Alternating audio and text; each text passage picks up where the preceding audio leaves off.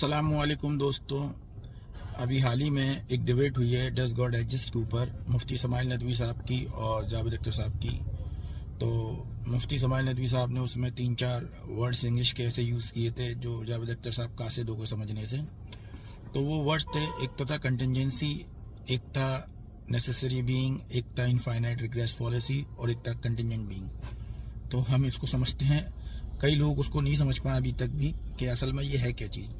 तो आसान और सिंपल लफ्ज़ों में मैं आपको समझाता हूँ कि कंटिजेंस माने होता है मोहताज, यानी किसी चीज़ पे किसी चीज़ का डिपेंड होना, और वो डिपेंडेंसी उसकी जब वो घटना होगी या उसको करना होगा तो वो डिपेंड दूसरे पे होगी, पहले वाली उससे पहले वाली घटना पे, और इसी को कंटिजेंस कहते हैं। जैसे फॉर एग्जांपल किसी फैक्ट्री में कोई कपड़ा बनता है, तो वो कपड़ा बनाने के लिए, उसका फाइनल प्रोडक्ट तैयार करने के लिए वो डिपेंड किस पे रहती है, वो मशीनरीज पे रहेगी, वहाँ के कारीगर्स पे रहेगी, वहाँ के लाइट पे रहेगी, वहाँ के प्लांट सिस्टम पे रहेगी। फिर वो कपड़ा किस पे डिपेंड है, धागे पे डिपेंड है, धागा किस पे डिपेंड है, फिर मशीन पे डिपेंड है, तब जाके वो एक फाइनल प्रोडक्ट तैयार होता है। डेट इज द कंटिजेंसी कि वो एक दूसरे पे डिपेंड है।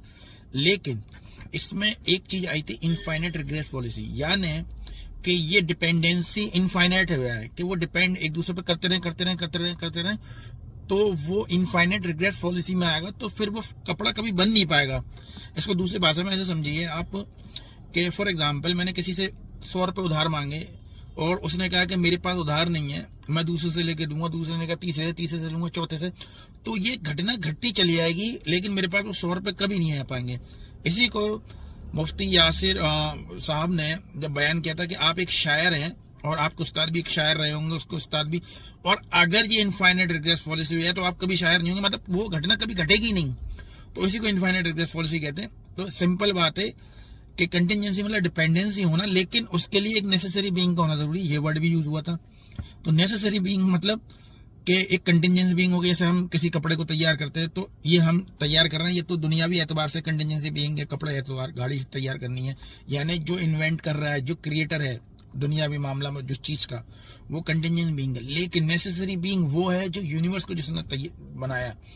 तो नेसेसरी बीइंग के लिए आप ऐसे समझिए कि मैं अगर कहूं कि ये यूनिवर्स बिग बैंग कहता है कि ये यूनिवर्स सिंगुलैरिटी से स्टार्ट हुआ, तो इसको ट्रिगर किया गया, तभी तो सिंगुलैरिटी से ये यूनिवर्स बना। उसको ट्रिगर किसने किया? जिसने ट्रिगर किया उसी को नेसेसरी बीइंग कहता है। अगर वो नेसेसरी बीइंग नहीं होगा, इनफाइनाइट रिग्रेट पॉलिसी होगी, तो वो घटना कभी घटती नहीं, यानी यूनिवर्स कभी वजूद में आता ही नहीं। इसको वजूद में आने के लिए एक नेसेसरी बीइंग की जरूरत थी।